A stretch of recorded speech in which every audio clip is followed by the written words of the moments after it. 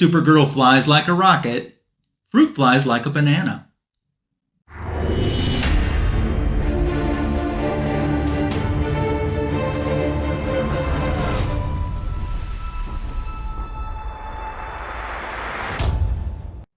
Thanks for stopping by this Comic Book Editions video.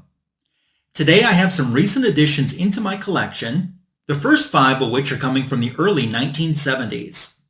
You're going to see a lot of the usual suspects, a lot of the same titles that you've seen me add into my collection recently. But there's still some fun issues to share. Let's get started. I can't express to you how excited I was to have my copy of Superman's Girlfriend Lois Lane, issue number 108.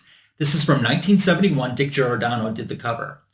So, the main reason why I was excited, if you remember my Comic Book Editions volume 162 video, it was an AOK from my friend Andre in Brazil. And there was something in the video I said, oh, I can't show this because it was an AOK for a community member.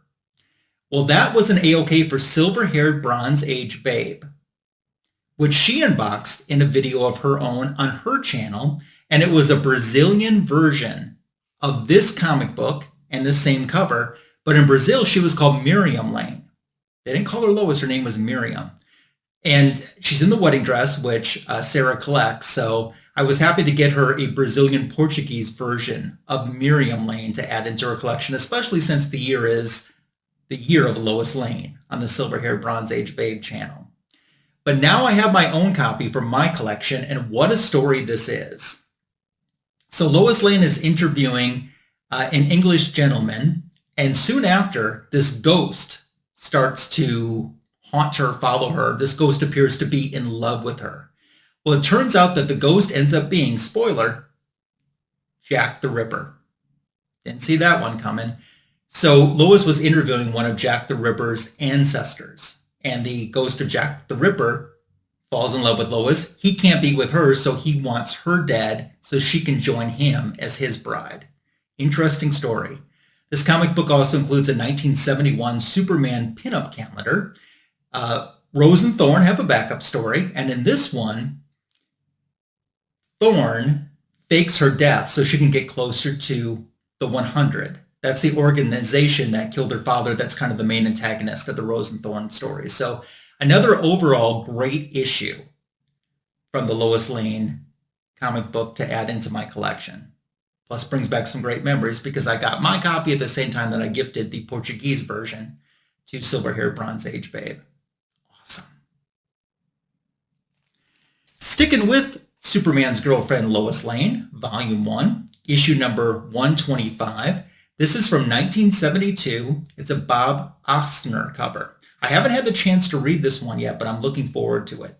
So for a while, I was actually collecting Superman's Girlfriend Lois Lane backwards, meaning that I started at the last issue and kept adding the issues I needed in backwards. And for the longest time, this was my stopping point, that I needed this one. And now I have this one, and I think I have the previous issue. So as I continue to collect backwards, even though I've been collecting forwards too, essentially really what I'm trying to do with my Lois Lane collection, I'd say, is focus on issues 100 through the end. And I have maybe 15 or so issues to go to complete that portion of the goal. And then once I complete that, I'll probably start collecting backwards from issue 99 on down and see how much that I can fill in. I don't anticipate ever having a full and complete Lois Lane collection, but then again, you never know. It's fun to collect.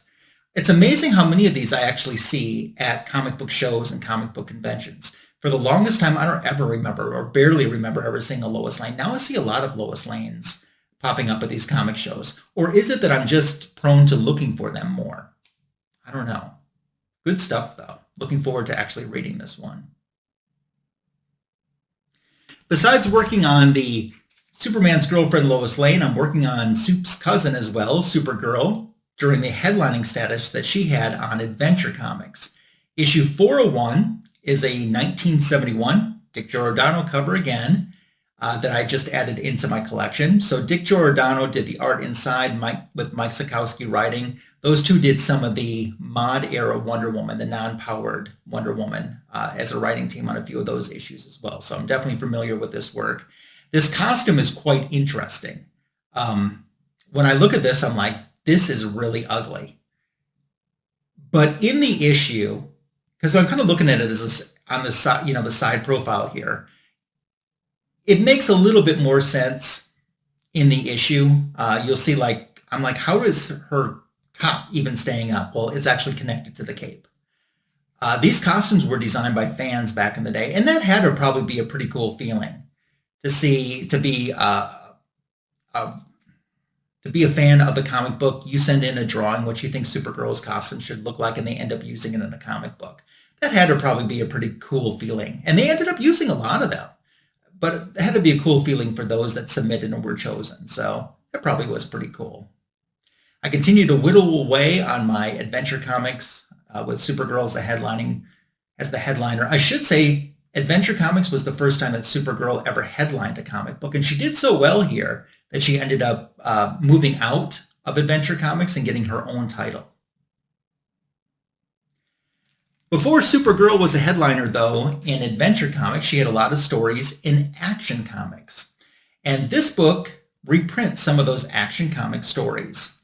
It covers Action Comics 295, 296, 297, and 298, the Supergirl stories from those issues all reprinted together. This is Super DC Giant, issue number S24, and this is another 1971 comic book. I know it's all reprints, and I know the cover is taken from panels from some of the different stories that they put together. I've wanted this one for quite some time.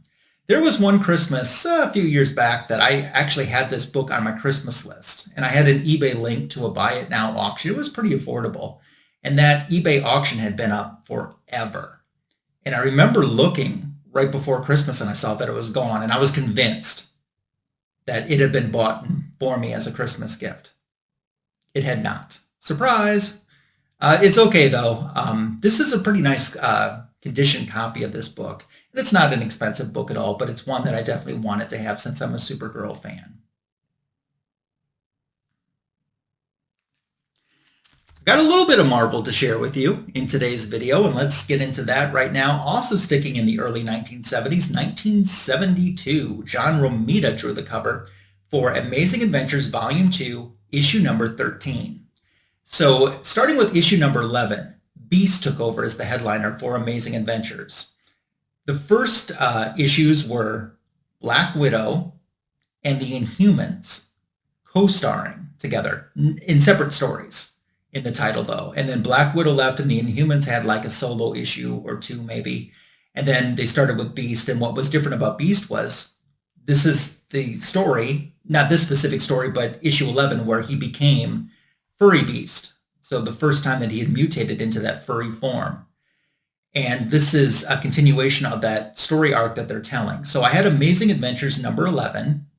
Then I was able to get number 12 into the collection. That's the one where he fights Iron Man. And now I have issue 13. I love the story. These are good stories. And in this issue, Beast has amnesia. He sort of remembers fighting Iron Man, but he doesn't know, who he was. He doesn't even know who he was. He doesn't know that he was once Beast Hank McCoy from the X-Men. Well, the Brotherhood of Evil Mutants stumble upon him, and there we have the Blob, Unus the Untouchable, and Mastermind. And they want to recruit him into their Brotherhood. And at one point, they even say to him, "We used to know someone named the Beast," referring to the non-mutated Beast from the X-Men. "Are you him by chance?" And Beast is like, "No, I don't think so." But in his mind, he's thinking, gosh, that does sound a little bit familiar. But just a good overall story, and there is this awesome splash where Beast kind of realizes that he's being manipulated by the Brotherhood, and he's kind of like, "Enough, Mastermind," and it's just this fantastic, awesome splash in this story. I've never read these Amazing Adventures where Beast was the headliner, but I certainly have enjoyed the ones that I have read, and it's been interesting that I've added to them in chronological order. So I'll be looking for issue number 14 as a priority to add into the collection sometime soon. We're going to jump all the way into the 80s now. Early 80s, 1981, Peter Parker's Spectacular Spider-Man. You know from earlier this year when I was doing that whole series of Spectacular Spider hauls that I'm really trying to fill in my run of books that I need. This is such a good series. and doesn't really get the recognition that it deserves. There's a couple stories, out of all of these issues, though, that are a little bit of a clunker, but there's more winners than losers definitely in this title, and I highly recommend this title. Maybe it might be something, if you're curious about it, I'd recommend spending the money to get it in an omnibus. But if you want to go the individual issues, they're very affordable. I'll tell you that for sure. Frank Miller did the cover for this one. We have Jonah Jameson kind of as the star. The big baddie of the issue is Will-O the Wisp. Will-O the Wisp. And also in this issue too, Marvel takes the chance to promote some of their other magazines, including a billboard promoting the Moon Knight comic book in the background as Spidey's swinging through New York City. So doing a little cross promotion among titles from their own company in this issue. So good condition on this book too, and happy to have this into my collection. So all of these books that I've shown so far, I was able to find from a comic book collectible shop. They didn't carry new comic books. It was just older back issues, but I'm excited to go back there because it wasn't that far away, and they certainly had other stuff I was interested in as well, and they were very good and very fair with the prices. I haven't had a chance to rebag or board any of these two. I was just excited about them and wanted to get them out into my video for our comic book editions sooner than later. This one, we're going to switch over to half-price books for the next two books that I picked up. I stopped at a half-price books location that I normally don't stop at. I only get there a couple times a year. It's not the typical half-price books that I do go to. It's the same town, just a different side of the town. And I picked up this Secret Origins Volume 2, Issue Number 1, Annual. This came out in 1987, so it's post-crisis. John Byrne did the cover and did the interiors here. Two stories, one of the secret origin of the original Doom Patrol, and then the secret origin of the second incarnation, or the current incarnation of the time of the Doom Patrol. That story, the volume, or the second one, the current incarnation of the time, this is almost a lead-in to the Doom Patrol Volume 2, Issue Number 1 ongoing comic book. So it serves kind of as like a little backdoor pilot into that comic book too. So I've been a Doom Patrol fan for a long time. I actually want to get more of their Silver Age comic books into my collection because I do enjoy the Doom Patrol that much, and enjoyed picking this up. This was kind of a no-brainer, and it was a very inexpensive book. I was going through it, I'm like, oh yeah, I need to have that in my collection. So I did. Simple as that. This next book, so it's the DC Comics Presents The Justice League of America, Volume 2, Issue Number 1. So let me tell you generally what this title was about. It was I think it was a 6-issue, no, I'm sorry, it was an 8-issue miniseries that was paying tribute to Julius Schwartz after he passed away. So Julius Schwartz was the head of DC Comics in the Silver Age. And one thing that he really did, he came up with these imaginative covers to use as springboards for writers as story artists. So all of the one-shots that they did in this series featured creators following the same guidelines with homages to the old comic book covers. This is Jose Garcia Lopez doing an homage to Justice League of America Volume 1, Issue Number 53.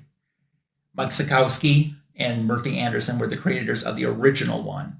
So we've got two stories in there. One is kind of a retelling of the Justice League of America number 53 story, and the other one is the JLA characters actually interacting with Julius Schwartz.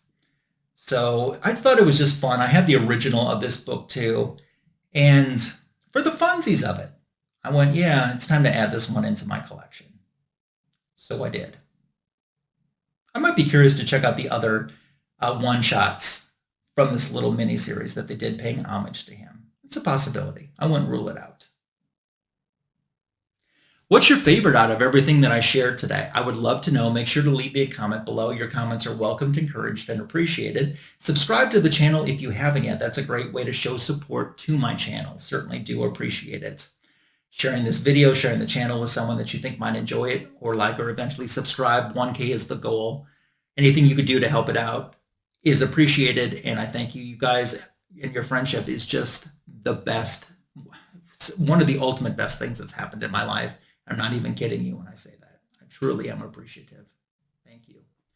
Fanboys Live and the Retro Review is coming up this upcoming Sunday, 8:15 p.m. Eastern, 7:15 p.m. Central. Look for that.